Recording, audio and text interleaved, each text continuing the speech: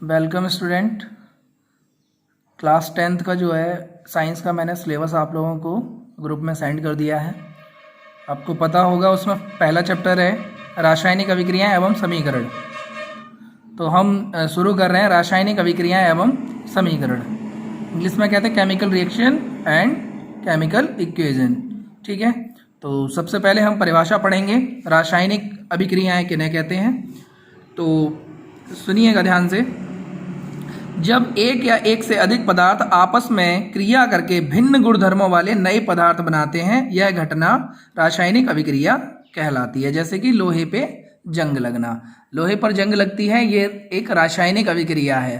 ठीक है, देखिए दो पदार्थ मिलते तो हैं, लेकिन क्या होता है उनकी जो नया पदार्थ बनता है उसमें उसके गुणधर्म बिल्कुल पुराने पदार्थों की तरह नहीं होते हैं, बिल्कुल चेंज हो जाते हैं, सर्वथा भिन्न होते हैं, ऐसा कहते हैं। ठीक है, चलिए जैसे ये रिएक्शन है लोहे पे जंग लगने की।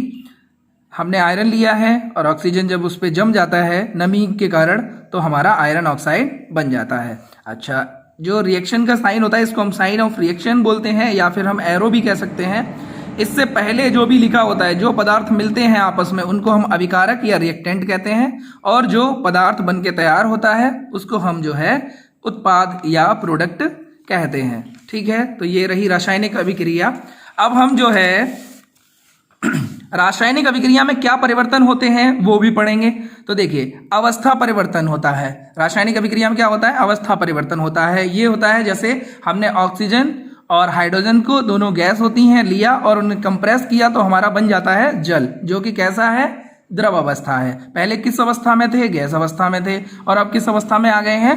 द्रव अवस्था में आ गए हैं। इसी प्रकार से रंग का परिवर्तन, गैस का निकलना, ताप का परिवर्तन होता है और अवक्षेप का निर्माण होता है। अवक्षेप अंग्रेजी में बोलते हैं प्रेसिपिटेट, है ना। जो भी चीज एकत्रित होकर के नीचे तली में बैठ जाती है उसको हम अवक्षेप कहते हैं। तो रासायनिक अभिक्रिया के अंतर्गत ये परिवर्तन आपको देखने को मिलते हैं मुख्य रूप से।